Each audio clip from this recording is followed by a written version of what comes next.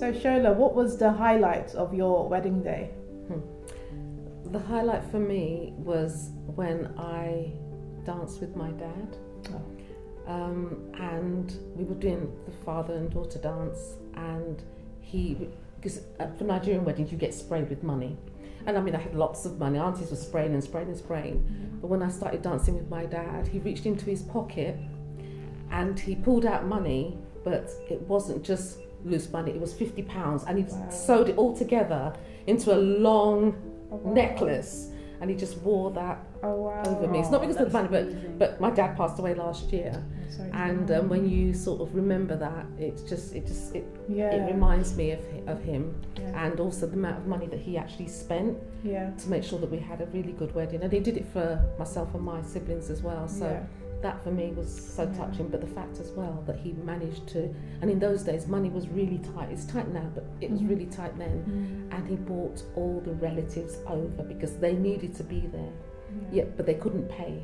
But he paid for everybody's flight and where they were staying. Wow. Sure that's such a beautiful memory. I love that. It's a really good memory to have. Thank you. And for you, Bilen, what was the highlight of your wedding day? So similarly to Shola, I think for my mum and dad, the pride on their faces. So there is we emphasize a lot in Eritrean weddings on the entrance. So me and my husband, as we were walking in, part of our tradition is, well, my dad's tradition is to have swords, believe it or not. And we call a sword a safe, right? And that's an Eritrean word, but it's also an Arabic word.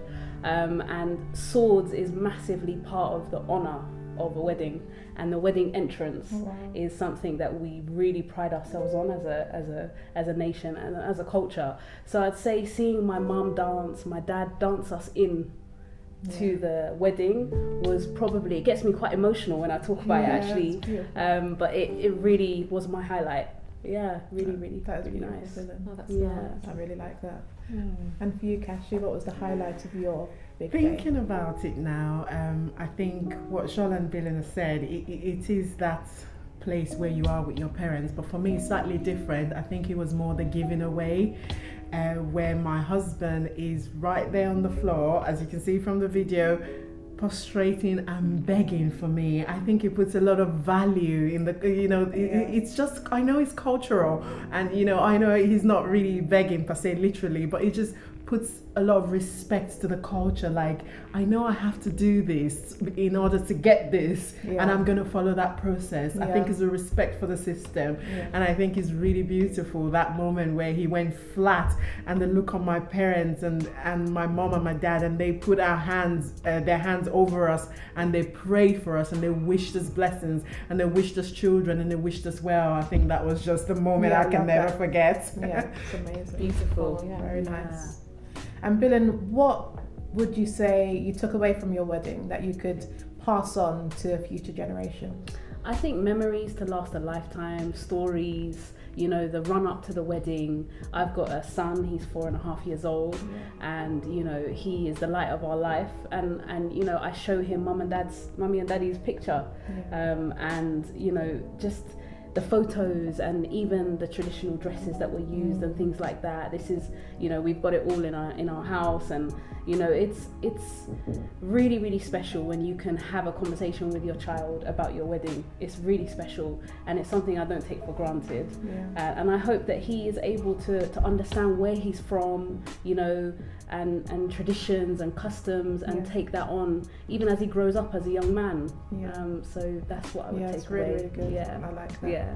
And what did you take away from your wedding, Kashi? The takeaway for me was value, and like Bilen's just said, it's that the fact that you can then tell your children those stories, that this is what we did, and this is how it was done, so that you can place value. I think back then our ancestors, they philosophically looked for a method to place value on women, and they imbibed that into our culture silently. And now when you're telling someone that oh, you have to wait until your wedding day and then someone's going to come and ask for you. Yeah. You're not just saying it, it's an action. Yeah, I did it as well. Yeah. My mother did it as well. Your Yeah. great-grandmother did it as well. Yeah. You have to do it. Why don't you wait? It's so much Exactly. value for someone to come knock on the door and ask your hand in marriage. I Yeah. think it's the value. It places I value love that. on women. Yeah, well, I love that. I Absolutely, really yeah. love that. That's true. And for you, Shola, as well. Well, for me, it's even more real because my daughter was just about to get married. She was supposed to get married this year, Yeah. but because of the pandemic, it didn't happen. yeah. But in the build up to that, I was telling her about the custom, the tradition. You need to have a traditional wedding. And because she was born here, she didn't really understand or appreciate. And I understand what you're saying, Bilen, about talking to your young children as Yeah. they grew up. Maybe I didn't do it enough and I should have done it some more. But when I was saying to my daughter, it's good to have a traditional wedding. Yeah. She was saying, Yeah. well, Mum, I don't know what that is. You do it. And I'm Yeah. thinking, well, I'm going to do Yeah. it because I want to keep the tradition, Yeah. the custom going. Yes. So slowly, as we get all the bits and pieces together for the traditional wedding, which in a lot of our custom is the wedding. Once Yeah. you've done the traditional, it Yeah, is the yeah. wedding. You're married there. Yeah. And even a lot of the Nigerian couples that I've been working with, Yeah. once they've done the traditional, then they can move to their husband's house, Yeah. even during this time. Yeah. So I'm sort of encouraging her so that hopefully she'll learn a little bit from going through it, Yeah. so that she can pass that on to Yeah, her children as well. Because exactly. it's one of those customs that we shouldn't Yeah, let go. It's a absolutely. good custom, it's Yeah. a good Yeah, tradition, it's- isn't it's it? really good we to should have. we should keep Yeah. it going. Most Yeah. definitely, I agree. Yeah. And lastly, what would you say is your signature style for weddings? For designer wedding planner, my signature style is that I try to, certain age that I am, I try to be the mother of the situation. Yeah. Quite often, and it's not even for African couples that come to me. I've had an English couple. She was an English girl, Yeah. and she was marrying. The gentleman was Italian, Yes. and his parents didn't really want to get on with her.